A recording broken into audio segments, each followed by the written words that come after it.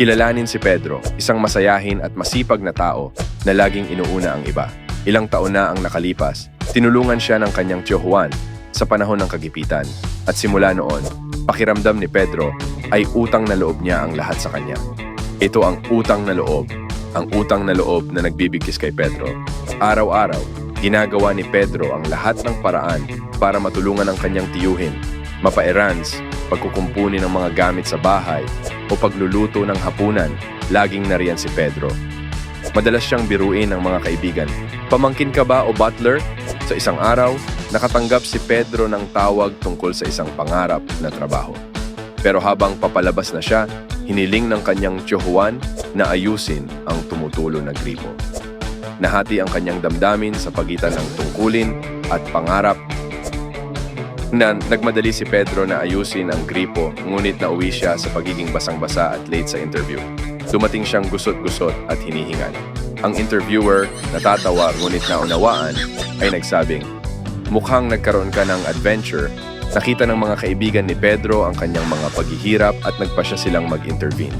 Nagsagawa sila ng nakakatawang intervention, kumpleto sa costumes at mga placard na may nakasulat na Free Pedro. Ipinaalala nila sa kanya na habang mahalaga ang pagpapasalamat, mahalaga rin ang sariling buhay. Narinig ni Tio Juan ang intervention at na-realize kung gaano kalaki ang isinakripisyo ni Pedro. Nakaramdam ng guilt, kinausap niya si Pedro ng taos puso. Inamin niya na hindi niya intensyon na mapabayaan ni Pedro ang sariling buhay. Sa bagong pag-unawa, nagsimulang magbalanse ng buhay si Pedro.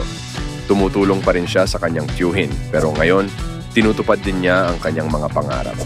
Nakakuha siya ng isa pang job interview at matagumpay itong nakapasa. Para ipagdiwang ang bagong trabaho ni Pedro, nagdaos ng malaking party ang kanyang mga kaibigan at Tio Juan. May tawanan, musika at maraming pagkain. Nag-toast si Tio Juan, nagpapasalamat kay Pedro para sa lahat at pinangarap ang kanyang tagumpay. Natuto si Pedro na ang utang na loob ay tungkol sa pagpapasalamat, hindi sa pagiging alipin.